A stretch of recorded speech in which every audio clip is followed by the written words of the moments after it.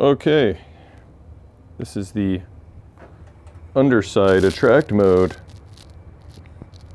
So, I think we're nearing the finish line on this Hulk project. All I really have left is waiting for my soundboard to come in and my pop bumper caps and my flipper buttons, and then some thorough play testing. I started to do some play testing, starting to get a feel for the action and the gameplay and stuff. Definitely not as exciting with no sound, but I have something to look forward to, that's for sure. So, what I have done since the last video is just lots of little miscellaneous things. Tedious little, remember on the last video where I was talking about how you can refurbish the old lamp sockets or cheat them or hack them or whatever you want to call it, by soldering the wire directly to the bottom of the socket and cutting it off this, and this basically rendering this completely useless, and then soldering the barrel of the socket to the frame. See, now that one I didn't do very well last time, but I fixed that one. Anyway, that gets the old lamp sockets going really good, and since I've done that to the main middle ones, none of them have been flaky on me. So I'm like, maybe I'll just do these bottom 4 rollover lanes and then see what else. Oh, I might as well do this one. Then I might as well do, I pretty much did 90% of every bulb now. The little trick that I was talking about last video, and I kind of broke a couple sockets by bending them out, so there's a new one. You can use the double tab lamp sockets. You just don't use this tab. That's just to hold a diode in place. So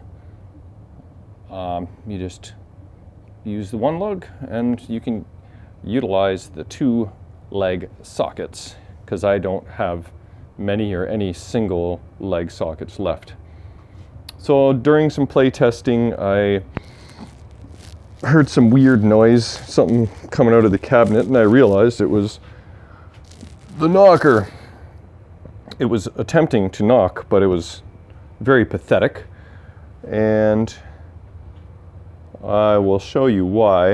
In one of the first videos, discovered that there was an Allied Leisure coil in there, which might have been fine if it was an equivalent coil, but 2264-1-102, like, I don't even know how to read that. How many windings is it? Anyway, so that was in there. This sleeve was in there, and it was not in there properly. It was like sticking up too high. And for some reason, Internet Pinball Database, do I still have that pulled up? Not Internet Pinball Database, my own Gottlieb PDF manual for Hulk. Pardon me.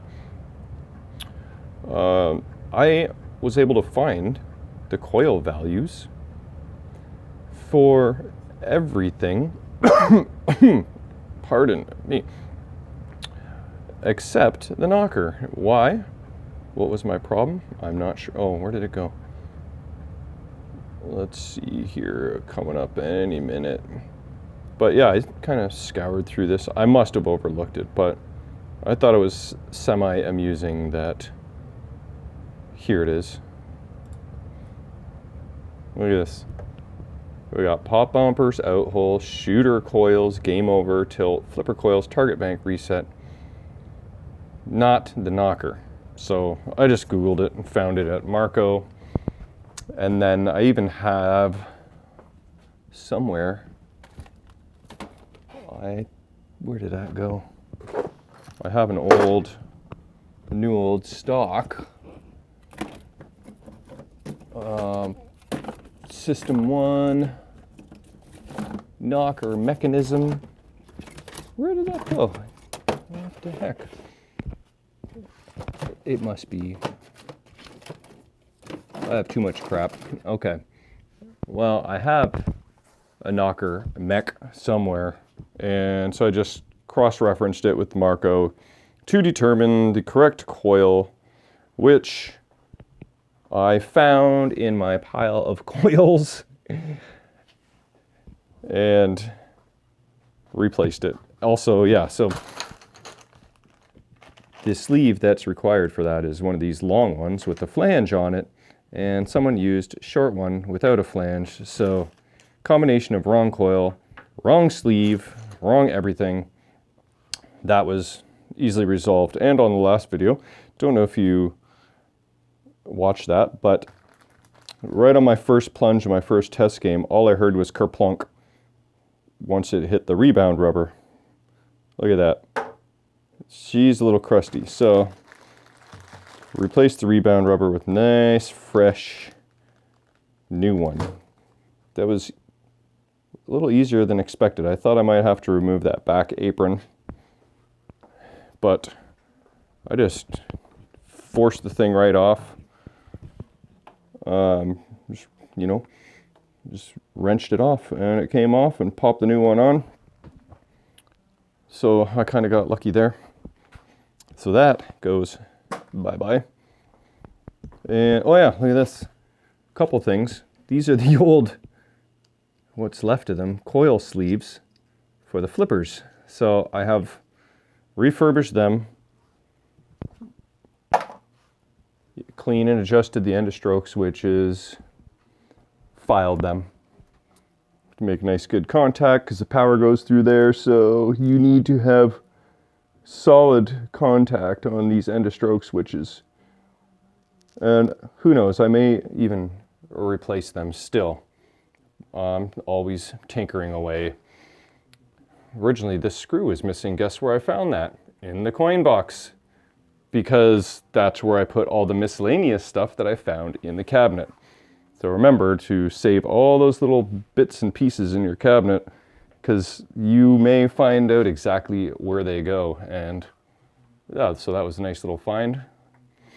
Yeah, so new sleeves. I kind of filed up the stops and the plungers, make everything nice and smooth. And they're nice and snappy now, snappier than I expected. They weren't really bad, so I didn't expect to really notice any change, but they're feeling even better than before. Also, another little minor thing I did is that the coin inserts, this one was missing, and that one was like a handwritten 50 cents or whatever. Now in hindsight, I've replaced those, but look at that. 25 cents for 2 plays, or 25 cents a play. So technically, if you're in the arcade, you would want to stick your quarter in that side. So they don't match, and I could take it apart again and match it, but it's better than one completely missing and one that looked like that. This was an old apron card. So just little things like that. What else have I done? Oh yeah, here's the inserts. So I could have just stole another one off here, and then I could have had matching, but somehow I overlooked that. There's my sleeves. Oh yeah, and then my plunger parts. So I have replaced the barrel spring. One thing I like to do on these System 1s is replace the barrel spring with a little bit longer barrel spring. You can see that. The factory one's a little shorter. This brings the whole plunger mech back just a smidge. And then, if you know how when you open and close the playfield, you have to pull the plunger to make sure you don't damage it. That's why the tip was missing originally. Probably when I got the machine, the tip was gone. So once you put in a longer barrel spring, you likely do not have to pull on the plunger every time you want to lift up and close the playfield, and still get a nice clean plunge out of it. So it's kills 2 birds with 1 stone. Now my phone is dinging on here. What do I got? Hey, I got a couple of pinball machines for sale. Ooh, let's look at this. I haven't really got much action lately. I might have to put this video on pause. There's a photo downloading. What do we got? What do we got? Slam & Jam basketball for $3,200. And Bugs Bunny birthday ball for $4,500. What? I have a couple of pinball machines for sale. Wow. Apparently there is a Bugs Bunny birthday ball for $4,500 in London, my hometown. Okay, well, that is the worst game ever made. Check the Pinside Top 100. It literally might be. Oh no, Thunderbirds took over. And $4,500 is definitely not a great price. That is for sure. Celebration of Bugs Bunny's 50th anniversary. And the other ones are not even pinball machines. Slam & Jam basketball. It's in London though. What's this? There's the birthday ball. So he's actually like linked me to his listings. It's not like a private sale potential. So yeah, there's nothing there. It's gonna make me want to pause this video and go run out and buy a $4,500 Bugs Bunny birthday ball. No, thank you. Okay, that was a close call though. If it was something good, I'd be packing up the vehicle right now. So yeah, this is my little list here. What else did I do? Oh, okay, so what else? Coil, not coil, but change the lock. We got the coin inserts. We got the barrel spring. We got the knocker. We got the flippers rebuilt. We got the lamps all happy. And I guess it's time to put the playfield down. Okay, I got my little tripod out today. See, look at that. You can look at pinball magic instead of the ceiling. Okay, let's test this plunger out too, because I just replaced the spring. And, yep, look at that. Do not need to pull the plunger every time I open and close the playfield. How do you like that? So, and look at this. You know, the tip is right on the ball. It's not like it's caused any issue whatsoever. It's beautiful. And here, watch this plunge into the new rebound rubber. Much better, eh? Before it was just kerplunk. We'll try one more time. Yeah, that's better. So, this is what it's looking like so far. All the lights are behaving, which is nice. Love the attract mode with the Pascal board. And, oh yeah, I forgot to, let's go back under the hood here. This time you can look at my Harley Davidson project. Uh-oh, remember to remove the ball when lifting the playfield, or else you can break things. Oh, a couple things actually. What I noticed when I was doing one of the bulbs, okay, so I like completely overlooked this bulb here. So when I was about to do my little thing to that bulb, I touched this coil and it was like really hot. It's one of the pop bumpers. And nowhere near as, like, this is just cool to touch and that was smoking hot. So I checked that it was gapped properly. I removed the solder from the lug here, and guess what? It dripped and landed right there and then splashed up and shorted two of my prongs to my soldering iron together and made for a little spark session. And yeah, so remember to cover up this area when you're soldering above, because bad things can happen. Because the solder bridged only for a millisecond, it was no damage done, didn't even blow the primary fuse. But if that had kind of like you know, made that connection solid for a while. Could have been fire time. So yeah, that was a little shocking. So back to this pop bumper. What I did notice while investigating is that this tab here, this leaf, was missing completely, and that's not uncommon on these Gottliebs. My tag team had all three of them missing on each of the pop bumpers. So it's a bit of a pain because you have to remove these two screws, which are really long, holds this entire switch stack together. You have to remove these two screws to access everything. You have to pull it out of there. You have to kind of disassemble everything, slide in your new leaf switch, and I left the old broken one in there, and I didn't even have to solder anything. I just sandwiched the new one to the old one and tighten it up. So the old leaf end is still in there, and the new one is just kind of piggybacked, but it's piggybacked. It's like, you know, the surface area is touching all across the whole switch there. So anyway, that is how I dealt with that. I don't know if this pop bumper is resolved yet, but I checked the ohms, compared it to that one. They're both the same. Checked the diode. It tested fine. And then most importantly, the switch gap, which I made a little bigger, but it didn't seem like it was stuck closed. So that is hopefully resolved. I cleaned and filed the main switch that activates the solenoid. So who knows, maybe it was arcing. It was just close enough that it was arcing just a little bit.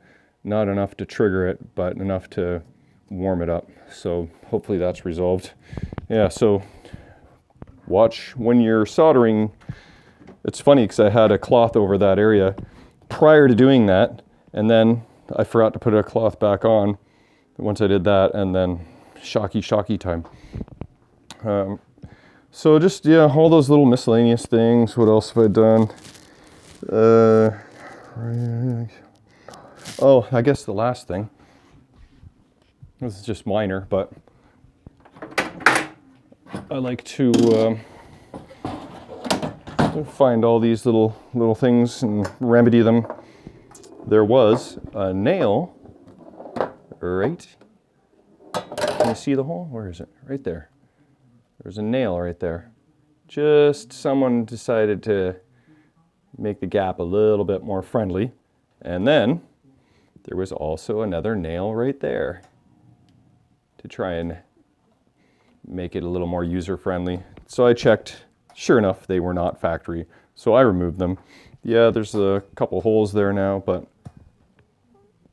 I guess you can, you know, they can be adjustments. If someone wants to make their game easier, they can just throw in a 1-inch finishing nail in those holes. But I like it factory. I like it a little more difficult. I don't want to make the game easier unless it absolutely needs it. I usually go the opposite direction and try and make it harder. But, so, that's about it. I'm just going to play test it with no sound for like 50 games or 100 games and wait for my parts to come in. Other than that, I think I'm pretty darn near the finish line. So the next video should be my little gameplay and tutorial video. That's pretty much the end of this restoration. There won't be anything significant enough to film, so that wraps it up. I guess this is like 5 parts of Hulk restoration action, my longest series yet. So hopefully I'll keep the action alive if you guys are enjoying it. And I've got many nice comments and compliments from some subscribers and watchers. So your input has kept me motivated to keep on keeping on. So thank you very much for watching.